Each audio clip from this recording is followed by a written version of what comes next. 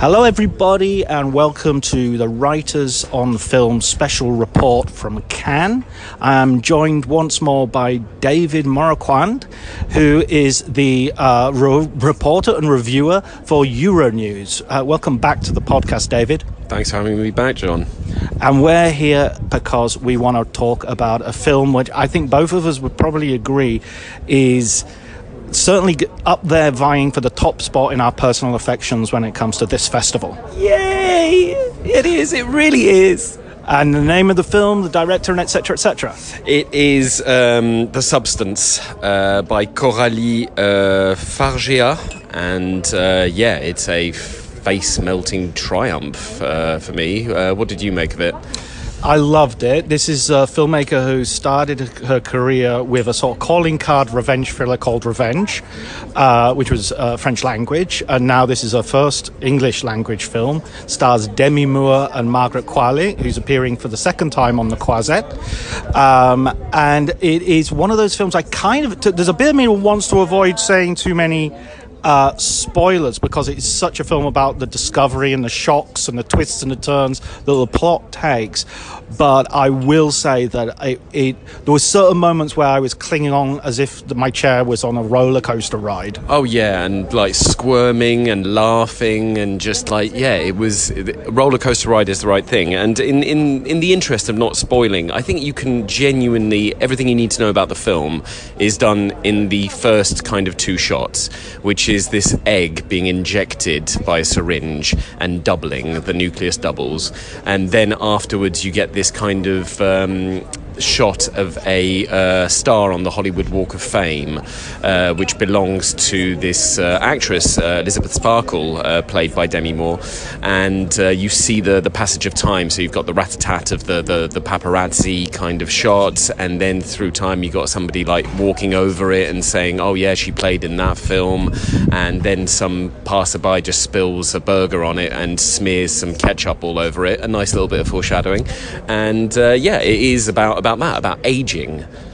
A deterioration, about feeling that you're becoming part of history rather than the present, and a redundancy, ultimately. I was expecting something a bit special, actually. I talked to the film's publicist a few days before this came out, and publicists are going to pump up their own films.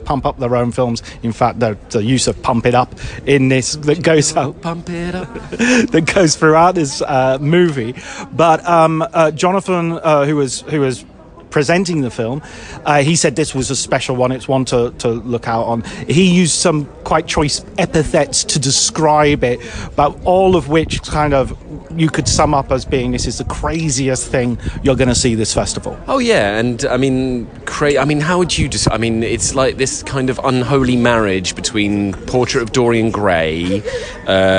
What else? Death Becomes Her. There's a lot of John Carpenter in there, Stanley Kubrick. There's Brian Usner for the body horror, the Society. Yeah. Exactly, and it is all about this. How the entertainment industry just pushes women to impossible beauty standards, and also potentially how certain medical industries kind of weaponize the fetishization of beauty and youth, but also just the internalized hatred that stems from systemic misogyny, and this external which becomes internal quite literally. And I was completely won over by it. I mean, it's a very intense ride, it's a very graphic ride, and I got everything that I wanted from a David Cronenberg film out of it, and more ultimately. And I think Demi Moore is fantastic in it. I mean, she hasn't been seen on the big screen in a while, and what I really, really appreciated was how like the film's form just does mirror the content, in the sense that because it is about self-hatred, and that can only be shown in a violent way, and also Demi Moore's casting, which is rather canny because of her trajectory in Hollywood, the fact that the film almost mirrors, and mirrors do play an important part in the film, her trajectory, but also just show how the Hollywood system does cast aside or cast certain women above a certain age, and this addresses it fully. Of course, Demi Moore is seen on TV recently in the most recent season of Feud, so we could even be talking about, coupled with this film, a demascence. Oh, you! And I did not have that prepared. That just came to me while I was thinking about it, as all thoughts do. Yes, it has to be said. One other thing, I mean, like, because it does play like this kind of demented fairy tale, really, and like it is very kind of Brothers Grimm in a big way. And what I liked was, I know there's this criticism of it that it goes into kind of hagsploitation. I didn't see that at all, because I think what Fargeat does rather rather well. I'm not quite sure what word I was going for there. Niftily. That, thank God, that's why you get paid the big bucks. And basically the way she uses the character of Elizabeth, played by Demi Moore, as this kind of amalgamation of fairy tale tropes with regards to women. You know, you've got the ingenue, the mother, and the crone, and she is the once kind of maiden who gives birth as a mother to the new maiden and is forced by the new maiden to be the crone, and this repeated cycle of this never-ending loop that essentially, you know, culminates in a cautionary tale which says, essentially, be careful what you wish for, but also you are your own worst enemy.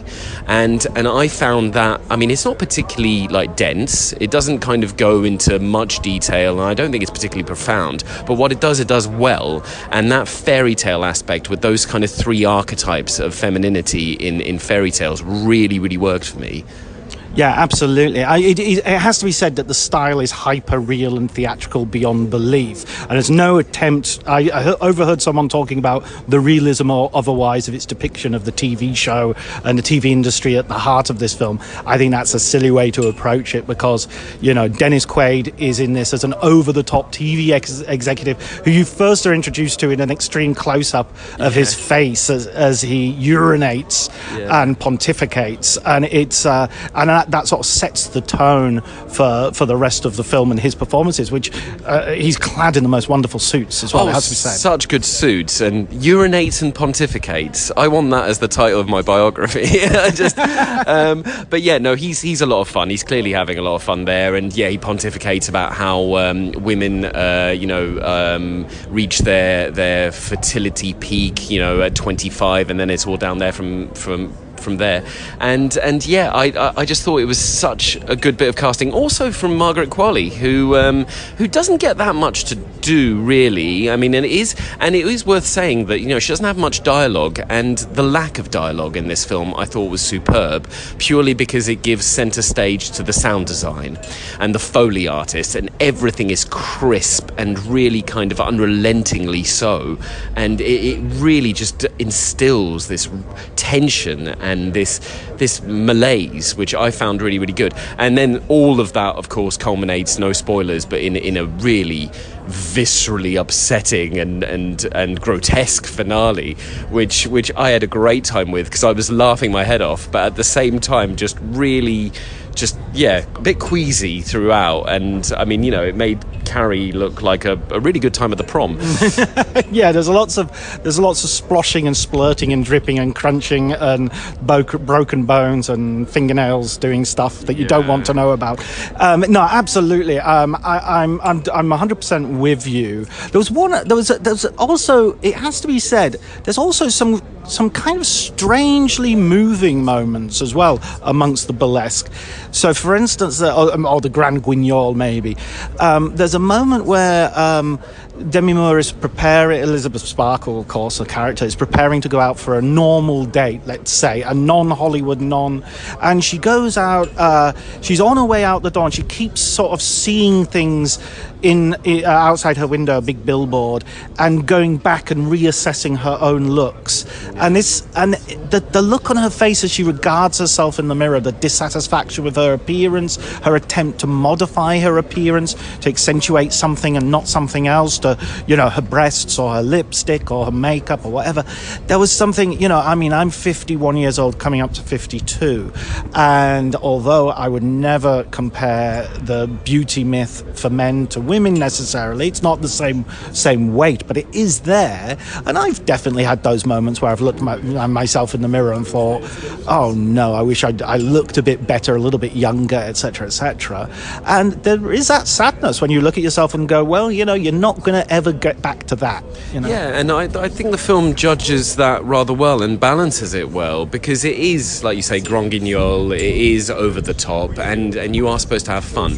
But at the end of the day, there is this simmering sadness behind it, because, like I said, just these characters, specifically women who are pushed to extremes because they have no other choice. And that sort of ageism, that sort of internalized misogyny, whether or not, it is tragic. And by no means am I saying that, this is like some deceptively rich piece that, it's there to have a good time, but it has something to say, it has something to satirize. And again, I just think that she's done it. And for a second film, I mean, my God, I mean, that's a woman with a true voice. I was at the press conference, actually. Maybe this was Dennis Quaid kind of over-egging the pudding a little bit, but I mean, he described the director, Coralie Fargeat, as a mix between Stanley Kubrick and Sam Peckinpah.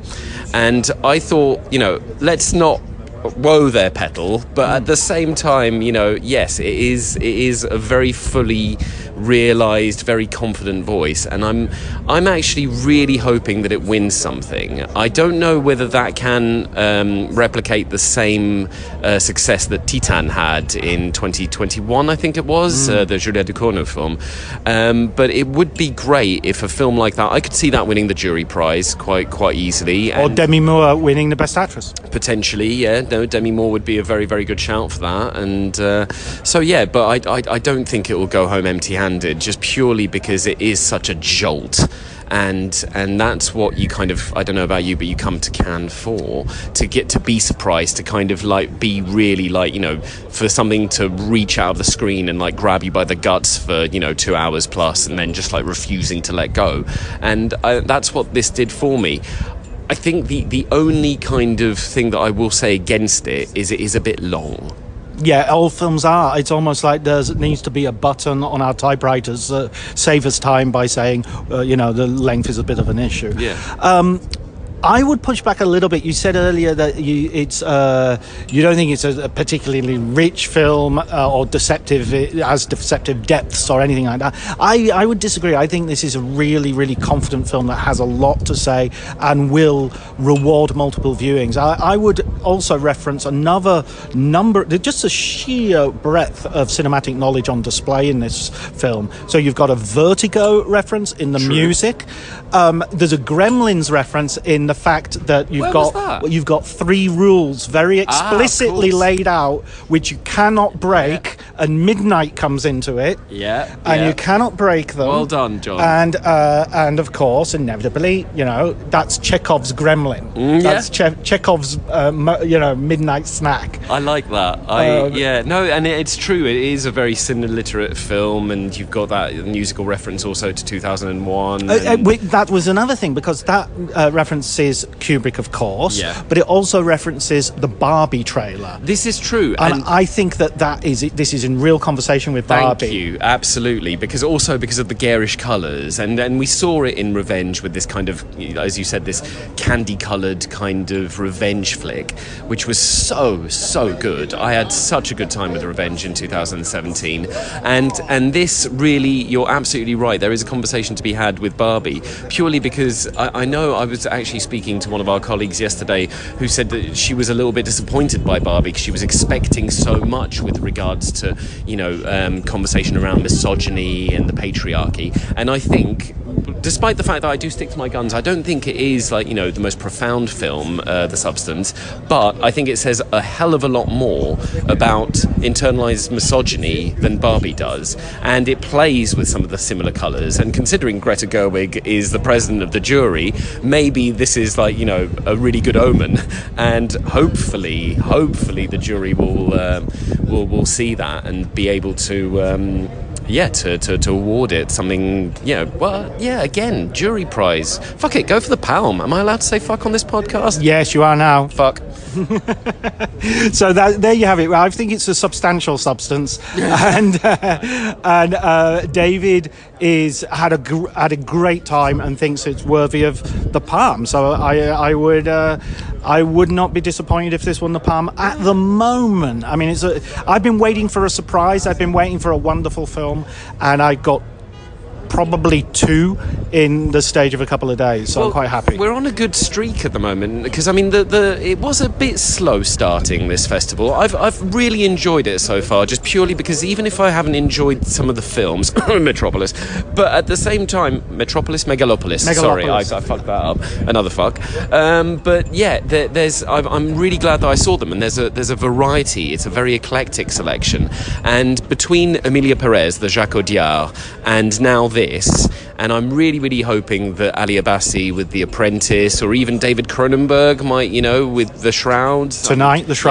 So I'm looking forward to that, and who knows, there might be surprises in the second half, because we are only kind of halfway through the competition selection. So, but for me right now, it is between Emilia Perez and The Substance.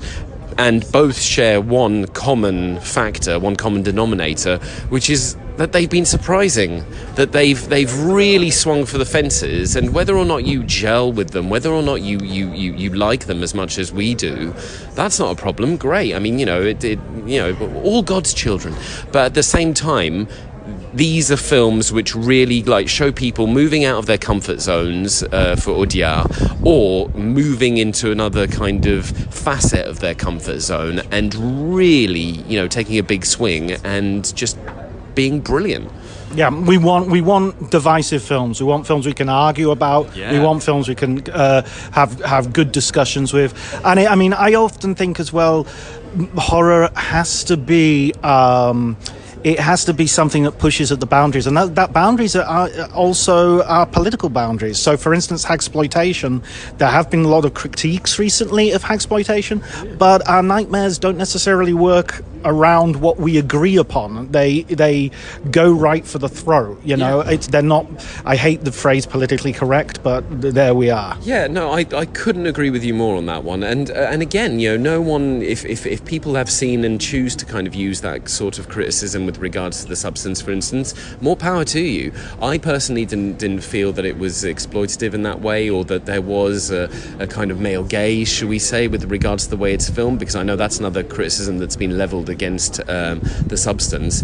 But no, I think it really knows what it's doing. But could I I don't mind it being exploitative. I mean, there's plenty of great cinema which is exploitation cinema, isn't exactly. there? Exactly, and with regards to the themes that The Substance is exploring, because it is addressing the Hollywood system, this kind of very, I don't want to say, corrupt, but also just toxic as well, specifically with the way it treats its female performers, then at that point, yes, why not use the same tools, the kind of Aesop's fable kind of thing, of the eagle shot by the arrow kind of thing. And it's, I don't know, I just really thought that this worked in a really clever, very shrewd sort of way, and I'm really hoping that the competition yields more films like that, in the same way that I remember coming out of Titan in 2021 and just unable to speak and just going, right, well, I'm not one to make films my personality out of a film, but for the next few hours, yes please.